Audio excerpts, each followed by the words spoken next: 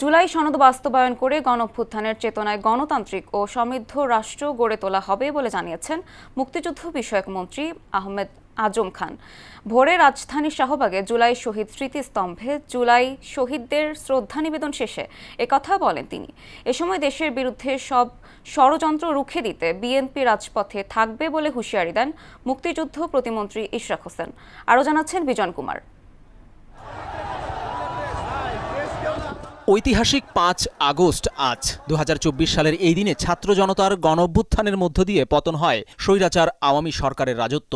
আন্দোলনের মুখে শেখ হাসিনা সহ তার মন্ত্রিসভার অনেকেই পালিয়ে যান এই দিনে। টানা ৩৬ দিনের আন্দোলনে শহীদ হন অনেকেই। শুরু হয় দেশের রাজনৈতিক ইতিহাসের নতুন এক অধ্যায়। জুলাই গণঅভ্যুত্থান দিবসের প্রথম প্রহরে রাজধানীর শাহবাগে জুলাই শহীদ স্মৃতিস্তম্ভে পুষ্পস্তবক অর্পণ করেন মুক্তিযুদ্ধ বিষয়ক মন্ত্রী আহমেদ আজম খান এবং প্রতিমন্ত্রী ইশরাক হোসেন।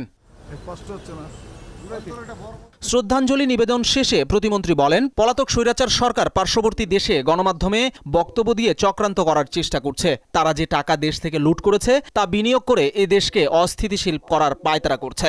যে কোনো ষড়যন্ত্র জনগণকে সাথে নিয়ে মোকাবেলা করার হুঁশিয়ারিও দেন তিনি। বিভিন্ন ক্যাম্পাসে আমরা দেখেছি একটি অস্থিতিশীল পরিস্থিতি তৈরি করা হচ্ছে। আমি মনে করি এটা দীর্ঘমেয়াদে একটি ষড়যন্ত্রের অংশ হতে পারে। যারা পতিত ফ্যাসিবাদ, যারা বাংলাদেশ থেকে হাজার হাজার কোটি টাকা লুটপাট করে নিয়ে গিয়েছে, সেই অর্থ আবার বাংলাদেশে বিনিয়োগ করে দেশকে অস্থিতিশীল করে হয়তো ফেরার চেষ্টা করতে পারে। এ সময় গণঅভ্যুত্থানে নিহতদের স্মরণ করেন মুক্তিযুদ্ধ বিষয়ক মন্ত্রী আহমেদ আজম খান। বলেন, জুলাই গণঅভ্যুত্থান শুধু আন্দোলন নয়, এটি দেশ পরিবর্তনের একটি অধ্যায়। আবু সাইদ, মুগ্ধ, ওয়াসিম আকরাম, টাঙ্গাইলের মারুফ সহ আমি তাদের আত্মার মাগফিরাত কামনা করি, তাদের পরিবারের প্রতি সমবেদনা জ্ঞাপন করি। আমরা বিশ্বাস করি এই জুলাই একটা পরিবর্তন এনে দিয়েছে।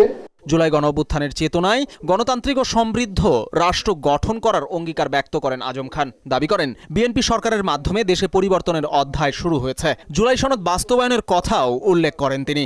গণতান্ত্রিক দেশপ্রেমিক সরকারের প্রতিশ্রুতি যে এই জুলাই গণঅভ্যুত্থানের চেতনায় আমরা বাংলাদেশটাকে গণতান্ত্রিক সমৃদ্ধ বাংলাদেশ হিসেবে পুনর্নির্মাণ করব। আমরা জুলাই সনদকে বাস্তবায়ন করব। পরিশেষে দীর্ঘদিন রাজপথে থাকা বিএনপি সহ রাজনৈতিক দলগুলোকে বিভক্ত না হওয়ার আহ্বান জানান মুক্তিযুদ্ধ মন্ত্রী। তারা যেন দ্বিধা বিভক্ত না হন। বিজন কুমার, মোহনা সংবাদ, ঢাকা।